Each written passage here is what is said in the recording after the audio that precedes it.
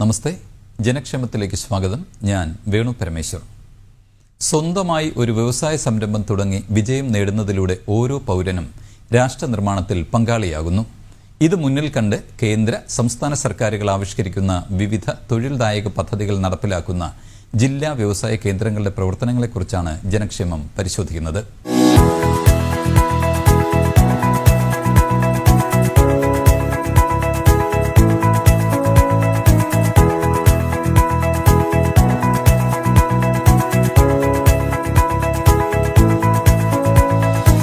സൂക്ഷ്മ ചെറുകിട ഇടത്തരം സംരംഭങ്ങളെ പ്രോത്സാഹിപ്പിക്കാൻ നിരവധി പദ്ധതികളാണ് സർക്കാർ തലങ്ങളിൽ നടപ്പിലാക്കി വരുന്നത്. വ്യവസായ വാണിജ്യ വകുപ്പിന്റെ കീഴിൽ പ്രവർത്തിക്കുന്ന ജില്ലാ വ്യവസായ കേന്ദ്രങ്ങൾ പുതിയ സംരംഭങ്ങൾ തുടങ്ങുന്നതിനും നിലവിലെ സംരംഭങ്ങൾ മെച്ചപ്പെടുത്തുന്നതിനും വേണ്ട എല്ലാ സഹായങ്ങളും നൽകി വരുന്നു. സൂക്ഷ്മ ചെറുകിട ഇടത്തരം സംരംഭങ്ങളെ പ്രോത്സാഹിപ്പിക്കുന്നതിനായിട്ട് വിവിധ പദ്ധതികളാണ് നടപ്പിലാക്കുന്നത്. അതിൽ പ്രധാനപ്പെട്ടതെന്ന് വെച്ച് കഴിഞ്ഞാൽ, ഒന്ന്, ഈ പുതിയ സംരംഭകരെ കണ്ടെത്തി അവരുടെ കഴിവുകളെ സംരംഭകത്വത്തിലേക്ക് ആകർഷിക്കുന്നതിന് വേണ്ടിയിട്ടുള്ള പരിശീലന പദ്ധതികൾ, അതൊന്ന്.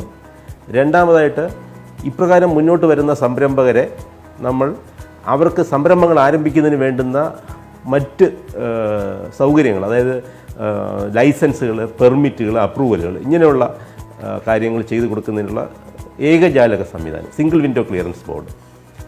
മൂന്നാമതായിട്ട്, അപ്രകാരം അപ്രൂവലൊക്കെ കിട്ടി മുന്നോട്ട് വരുന്ന സംരംഭകർക്ക് വേണ്ടുന്ന ധനസഹായ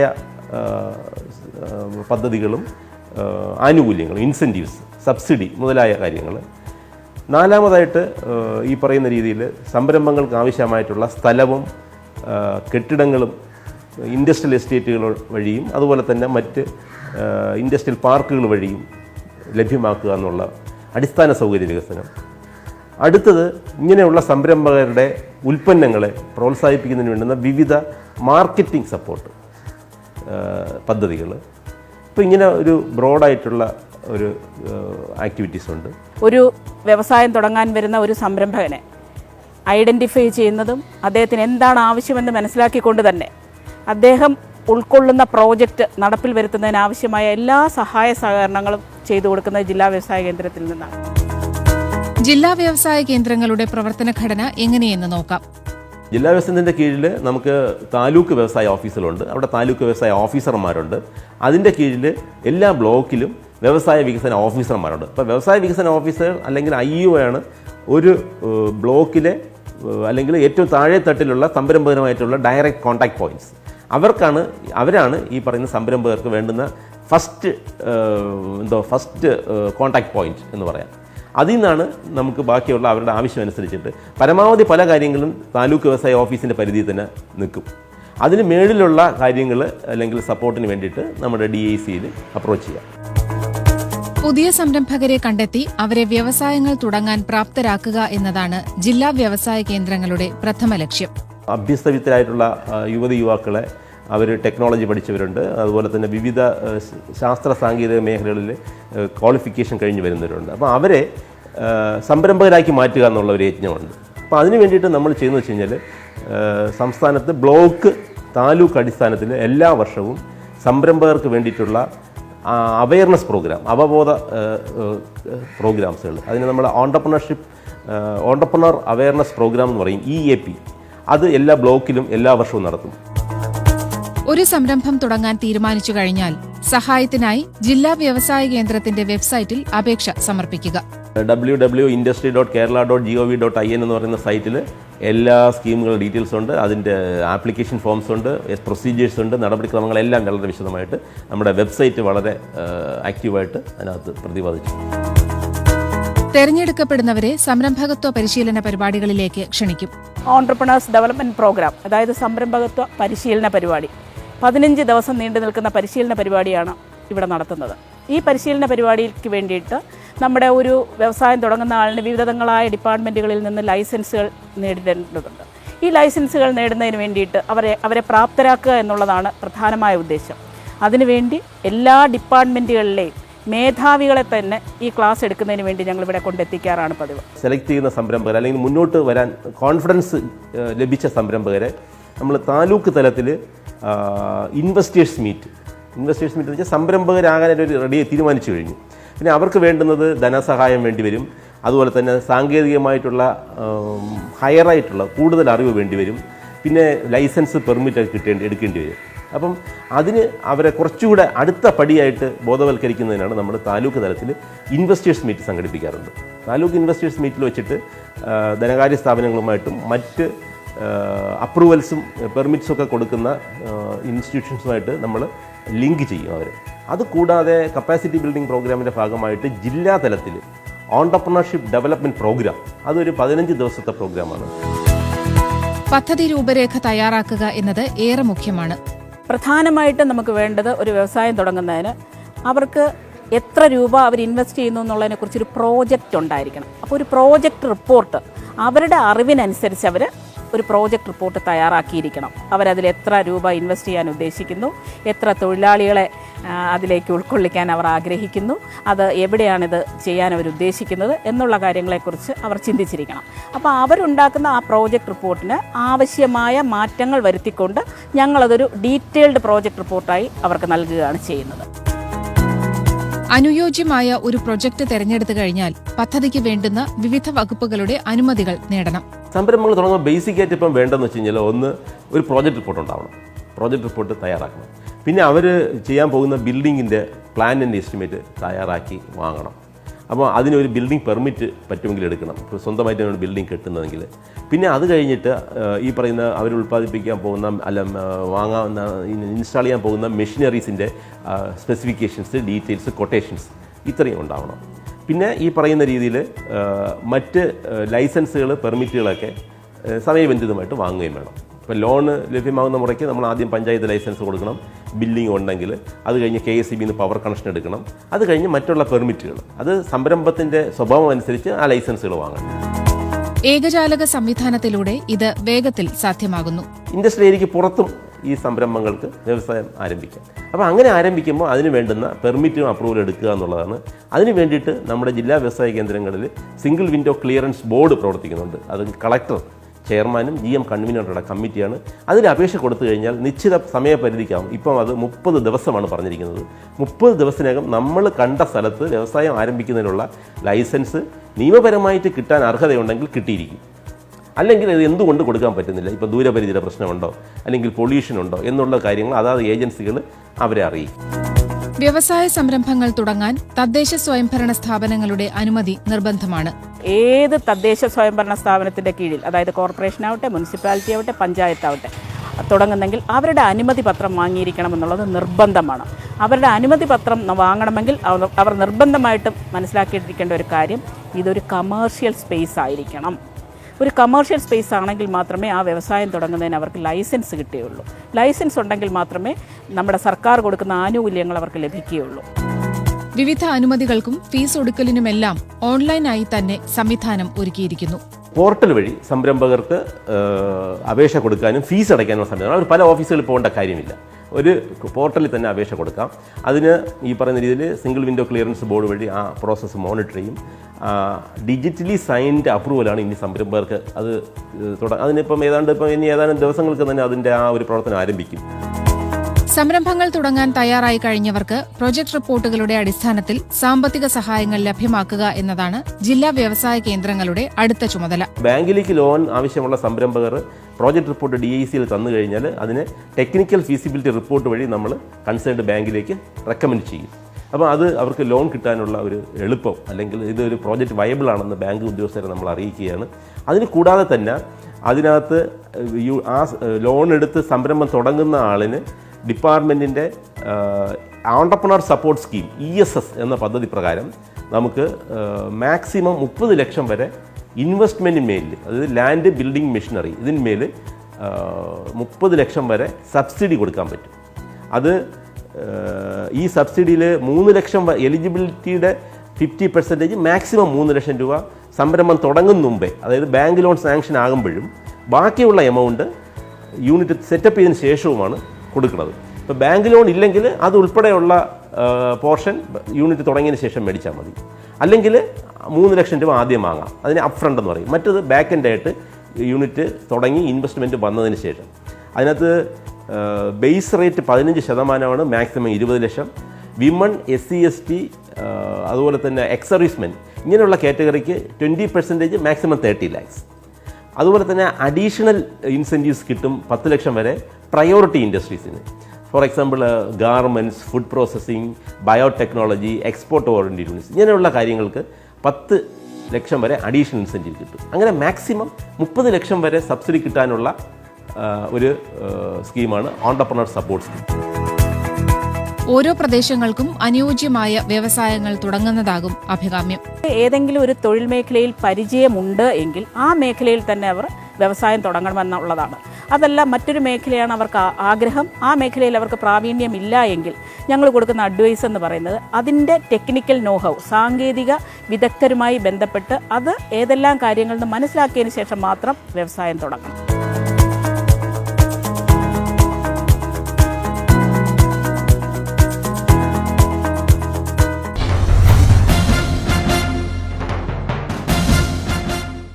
സൂക്ഷ്മ, ചെറുകിട, ഇടത്തരം വ്യവസായങ്ങൾക്കായി ജില്ലാ വ്യവസായ കേന്ദ്രങ്ങൾ നിരവധി ഗുണകരമായ പദ്ധതികളാണ് നടപ്പിലാക്കി വരുന്നത്. അവയിലേറെ പ്രധാനപ്പെട്ട ഒന്നാണ് പ്രധാനമന്ത്രി തൊഴിൽദായക പദ്ധതി അഥവാ PMEGP. ഇവരെല്ലാം തന്നെ സ്വന്തമായി ഒരു വ്യവസായം തുടങ്ങുക എന്ന സ്വപ്നവുമായി ജില്ലാ വ്യവസായ കേന്ദ്രത്തെ സമീപിച്ചവരാണ്. അതത് മേഖലകളിലെ വിദഗ്ധരെ പങ്കെടുപ്പിച്ചുകൊണ്ടുള്ള പരിശീലന പരിപാടികൾ ഇവരെ സംരംഭം തുടങ്ങാൻ പ്രാപ്തരാക്കുന്നു. സംരംഭകർക്ക് പുതിയ സാങ്കേതിക വിദ്യകൾ പകർന്നു നൽകുന്നതിനായി ടെക്നോളജി ക്ലിനിക്കുകൾ സംഘടിപ്പിക്കുന്നു.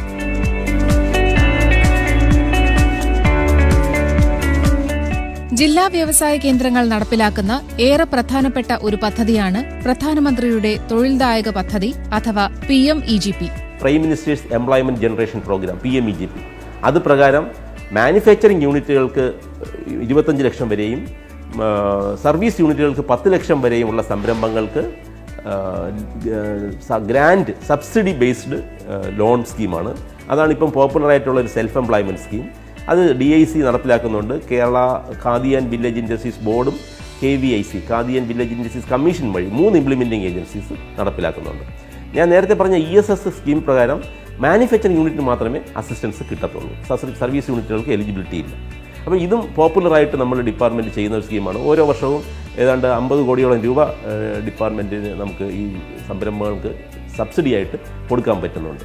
പ്രൈം മിനിസ്റ്റേഴ്സ് എംപ്ലോയ്മെൻറ്റ് ജനറേഷൻ പ്രോഗ്രാമിന് ആപ്ലിക്കേഷൻ കൊടുക്കുന്നത് ഓൺലൈനായിട്ടാണ്. ഖാദി ആൻഡ് വില്ലേജ് ഇൻഡസ്ട്രീസ് കമ്മീഷനാണ് കേരളത്തിലെ മെയിൻ ഇംപ്ലിമെൻറ്റിംഗ് ഏജൻസി.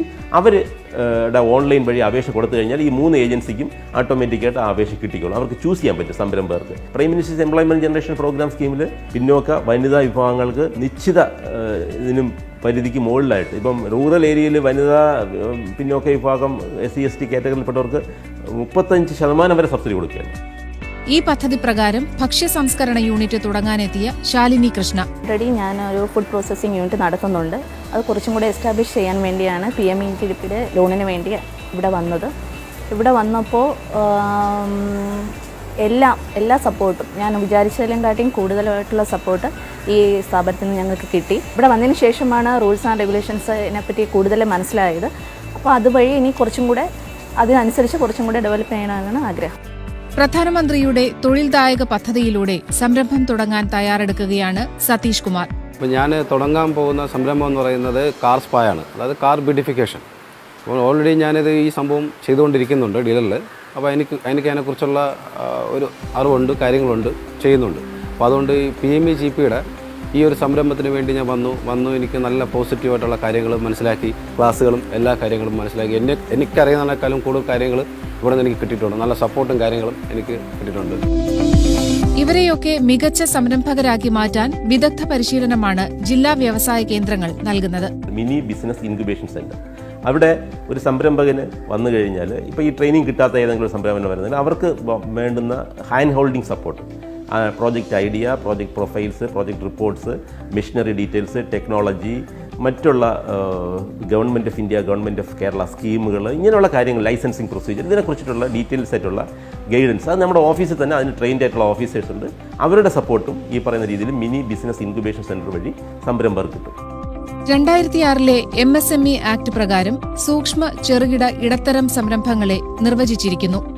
ഇതിന്റെ അടിസ്ഥാനത്തിൽ ഉൽപാദന സേവന മേഖലകളായി തിരിച്ചാണ് വിവിധ ധനസഹായ പദ്ധതികൾ നടപ്പിലാക്കി വരുന്നത്.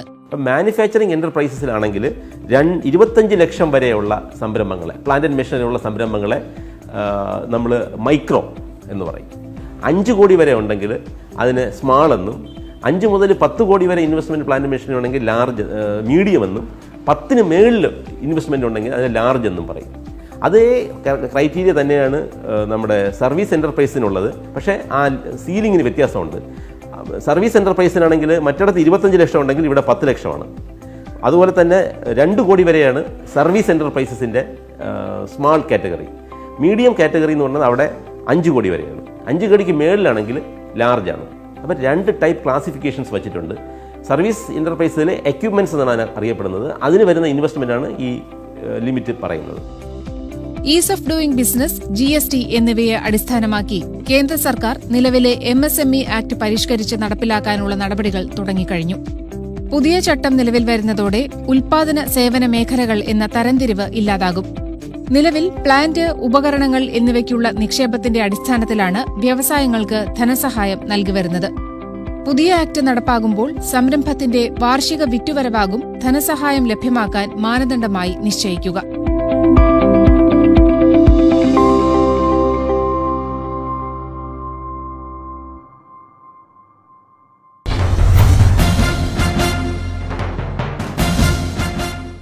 കേന്ദ്ര സർക്കാർ നടപ്പിലാക്കിയ ഉദ്യോഗാധാർ രജിസ്ട്രേഷൻ സൂക്ഷ്മ, ചെറുകിട, ഇടത്തരം സംരംഭകർക്ക് ഒരു അനുഗ്രഹം തന്നെ. വനിതാ സംരംഭകർക്ക് ജില്ലാ വ്യവസായ കേന്ദ്രങ്ങൾ വഴി നിരവധി ആനുകൂല്യങ്ങൾ ലഭ്യമാക്കി വരുന്നു.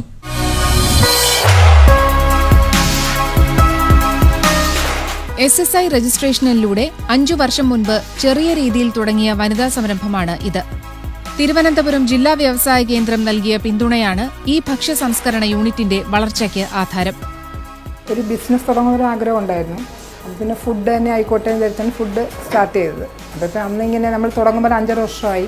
അപ്പോൾ ഈ ചപ്പാത്തി അത്ര മാർക്കറ്റിൽ അത്ര ഒത്തിരി അവൈലബിൾ അല്ലായിരുന്നു. ഞങ്ങൾ ചപ്പാത്തിയുടെ ബിസിനസ്സാണ് സ്റ്റാർട്ട് ചെയ്തത്. അതിന് SSI യൂണിറ്റിൽ പോയി, SSI യൂണിറ്റ് രജിസ്റ്റർ ചെയ്തു. അവിടെ പോയി വ്യവസായ വകുപ്പിൽ പോയി. അവരുടെ എല്ലാ സഹായങ്ങളും ഉണ്ടായിരുന്നു. അവരുടെ സബ്സിഡി ഞങ്ങൾക്ക് ലഭിച്ചിട്ടുണ്ട്. ഞങ്ങളിവിടെ വിമൺ ഇതായതുകൊണ്ട് ഞങ്ങളുടെ മിഷനറിയുടെ എല്ലാത്തിൻ്റെ ഫുൾ ബില്ല് സബ്മിറ്റ് ചെയ്യുമ്പോൾ 30% സബ്സിഡി. കോട്ടയം സ്വദേശിനിയായ ബിന്ദു തിരുവനന്തപുരത്ത് തുടങ്ങിയ കരകൌശല ഉൽപ്പന്ന നിർമ്മാണ സംരംഭത്തിന് സഹായം നൽകിയതും ജില്ലാ വ്യവസായ കേന്ദ്രം തന്നെ. നമുക്കൊരു ലോൺ എടുക്കാതെ ഒരു സംരംഭം തുടങ്ങാൻ പറ്റില്ലായിരുന്നു. അപ്പോൾ അതിനുള്ള സഹായങ്ങളെല്ലാം SSI എനിക്ക് ചെയ്തു തന്നു. അങ്ങനെ നമ്മളിങ്ങനെ പെയിൻറ്റിങ് ക്ലാസ്സുകൾ, സ്റ്റിച്ചിങ്, കുക്കിംഗ് ക്ലാസ്, അങ്ങനെയുള്ള ക്ലാസ്സുകളെല്ലാം, ക്രാഫ്റ്റ് വർക്കുകളെല്ലാം സ്റ്റാർട്ട് ചെയ്തു. പിന്നെ നമ്മൾ ചെയ്യുന്ന പ്രോഡക്റ്റ്സ് എല്ലാം അവർ വഴിക്ക് വേറെ യൂണിറ്റിൽ സെയിൽ ചെയ്യാൻ പറ്റുന്നുണ്ട്. അതെനിക്ക് വളരെ ഒരു അഡ്വാൻറ്റേജ് ആയിട്ടുള്ള കാര്യമാണ്. സൂക്ഷ്മ, ചെറുകിട, ഇടത്തരം സംരംഭങ്ങൾക്ക് തുടർ സഹായങ്ങൾ പലപ്പോഴും കൈത്താങ്ങാകുന്നു.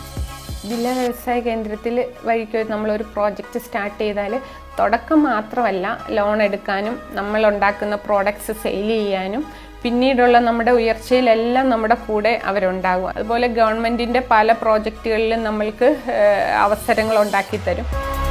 നിലവിലെ സംരംഭം വികസിപ്പിക്കുന്നതിനായാണ് സക്കീന ജില്ലാ വ്യവസായ കേന്ദ്രത്തെ സമീപിച്ചത്. നമ്മുടേതായ പേരിൽ ഒരു ബ്രാൻഡ് നെയിമിൽ തുടങ്ങാനുള്ള ഒരു ഉദ്ദേശത്തിലാണ് നമ്മളിപ്പം പുതിയതായിട്ട് തുടങ്ങുന്നത്. അതിനുവേണ്ടിയാണ് ഞങ്ങൾ DSIയുടെ ക്ലാസ്സിന് വന്ന് അറ്റൻഡ് ചെയ്തതും. ഇവിടെ ഞങ്ങൾക്ക് ഒരുപാട് സപ്പോർട്ട് ഞങ്ങൾക്ക് കിട്ടിയിട്ടുണ്ട്. ഓരോ സ്ഥാപനം തുടങ്ങി വിജയിച്ചവരുടെ ഓരോരുത്തരുടെ ക്ലാസ് ഞങ്ങൾക്ക് സെപ്പറേറ്റ് തന്നിട്ടുണ്ട്. ഒരു സംരംഭം തുടങ്ങുന്നതിനും വേണ്ട എല്ലാ ക്ലാസ്സുകളും അവർ നമുക്ക് തന്നിട്ടുണ്ട്. ഇത്തരം വനിതാ സംരംഭകർക്കായി പ്രത്യേക സഹായ പദ്ധതി തന്നെ നിലവിലുണ്ട്.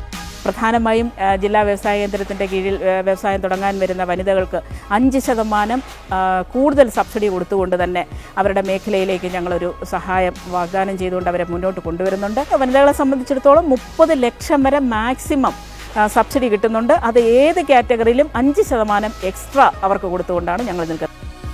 SSI രജിസ്ട്രേഷന് തുല്യമായി കേന്ദ്ര സർക്കാർ ഏർപ്പെടുത്തിയ ഉദ്യോഗ് ആധാർ രജിസ്ട്രേഷൻ രാജ്യത്തെ മുഴുവൻ സൂക്ഷ്മ, ചെറുകിട, ഇടത്തരം സംരംഭകരെയും ഒരു കുടക്കീഴിൽ അണിനിരത്തുന്നു. ഗവൺമെൻറ് ഓഫ് ഇന്ത്യയുടെ ഒരു പദ്ധതിയാണ്. അതായത് സംരംഭം ആരംഭിച്ചു കഴിഞ്ഞാൽ സംരംഭകന് ആ സംരംഭത്തെക്കുറിച്ചിട്ടുള്ള ഡീറ്റെയിൽസ് ഉദ്യോഗാധാർ ഫയൽ ചെയ്യാം, മെമ്മോറാണ്ടം ഫയൽ ചെയ്യാം. അത് ഓൺലൈനിലാണ് ചെയ്യേണ്ടത്. സംരംഭം ആരംഭിച്ചതിന് ശേഷമാണ് അത് ഫയൽ ചെയ്യേണ്ടത്. പലരും തുടങ്ങുമ്പോൾ ഫയൽ ചെയ്യുന്നുണ്ട്, അത് ശരിയല്ല. സംരംഭങ്ങൾ ആരംഭിച്ചു കഴിഞ്ഞാൽ DIC അറിയിക്കാനായിട്ട് പണ്ട് നമുക്ക് ഇതിനകത്തൊരു പെർമനൻറ്റ് രജിസ്ട്രേഷൻ സിസ്റ്റം ഉണ്ടായിരുന്നു. അത് പറഞ്ഞിട്ട് ഇപ്പോൾ അത് സിംപ്ലിഫൈ ചെയ്തിരിക്കുകയാണ്. ഓൺലൈനിൽ ഉദ്യോഗാധാരനായ അപേക്ഷ കൊടുത്തു കഴിഞ്ഞാൽ അതിനകത്തൊരു ബാങ്ക് അക്കൗണ്ട് നമ്പർ വേണം, ആധാർ നമ്പർ വേണം. ഇത്രയും രണ്ടും ഉണ്ടെങ്കിൽ അവർക്ക് ഓട്ടോമാറ്റിക്കായിട്ട് ഉദ്യോഗാധാർ രജിസ്ട്രേഷനും നമ്പറും സ്വന്തമായിട്ട് വീട്ടിൽ ഇരുന്ന് തന്നെ പ്രിൻ്റ് എടുത്ത് സൂക്ഷിക്കാം. അതിൻ്റെ ഡേറ്റ നമ്മുടെ DICയിൽ വന്നോളും. അതിനുശേഷം അവർ എന്തെങ്കിലും ആവശ്യത്തിന് മറ്റ് സ്ഥാപനങ്ങളെ ബന്ധപ്പെടുമ്പോഴേക്കും ഈ ഉദ്യോഗാധാർ രജിസ്ട്രേഷൻ കയ്യിലുണ്ടാവണം.